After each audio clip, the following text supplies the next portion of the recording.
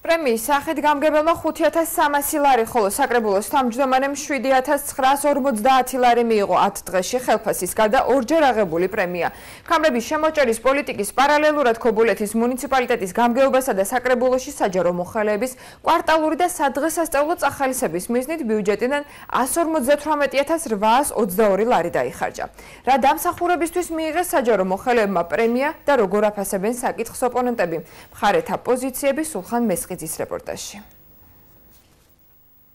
ქობულეთის მუნიციპალიტეტის გამგეობისა და საკრებულოს თანამშრომლებმა 10 დღეში ხელფასის პარალელურად პრემია ორჯერ მიიღეს. მოხელეების კვარტალური და სადღესასწაულო წახალისების მიზნით ბიუჯეტიდან 158822 ლარი დაიხარჯა. გამგეობაში ამბობენ, რომ ქობულეთს სხვა მუნიციპალიტეტებისაგან განსხვავებით პრემიების გაცემის ყველაზე დაბალი მაჩვენებელი აქვს.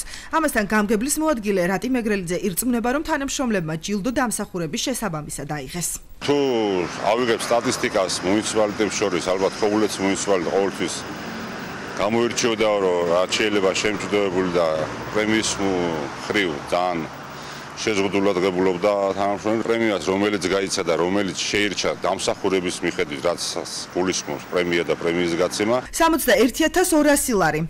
ამდენივე ლარი დაუჯდა ქობულეთის საკრებულოს თანამშრომლების პრემირება. თემაზე დღეს საკრებულოს მაღალი თანამდებობის პირებმა საუბარი არ ისურვეს. საკრებულოს დეპუტატი ნაცია თხილაიშვილი და საზოგადოებასთან ურთიერთობის სამსახურის უფროსი მაია მგელაძე ამბობენ, რომ თანამშრომლები დატვირთვით მუშაობენ, ამიტომ მათი мотиваციის გაზრდისთვის პრემირება აუცილებელია. ეტყობა მუნიციპალიტეტმა იყო გადაწყვეტილება, რომ სოციალურმა და ჟანდაცვის კომიტეტმა საკმაოდ დამსახურებულად იმუშაო და მას ეკუთვნოდა ის 100%-იანი პრემია. ეს იყო ერთადერთი პრემია, რომელიც მუნიციპალიტეტმა გადაწყვიტა, რომ ამ წელიწადში გაეცა, იქიდან გამომდინარე, რომ ეს არის ქვეყნისთვის წელიწადის ყველაზე დიდი დღესასწაული, აღდგომის ბრწყინვალე დღესასწაული. ჩვენი დაწესებული არ არის ეს რამდენი წელია მიმდინარეობს და ხორციელდება, ჩვეულებრივად 3 თვის კვარტალური პრემია მივიღეთ და დაემთხვა აღდგომის დღესასწაული. მინდა აღვნიშნო, რომ ჯერ ჩემი მუშაობის პერიოდში და რაც ახალი საკრებულოა შეკრებილი, არც ერთი პრემია არ აგვიღია სადღესასწაულო. ქობულეთის გამგეობასა და საკრებულოში გაცემული პრემიების საკითხს ნაციონალური მოძრაობა ბრიფინგზე გამოეხმაურა.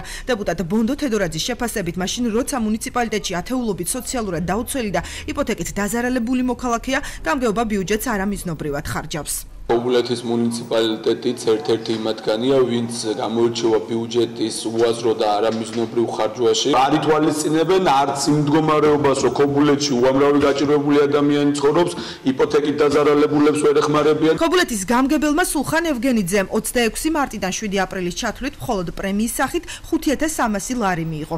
7950 ლარი გამოიწერა ჯილდოთ საკრებულოს თავმჯდომარემ სულხან ოქროპირიძემ.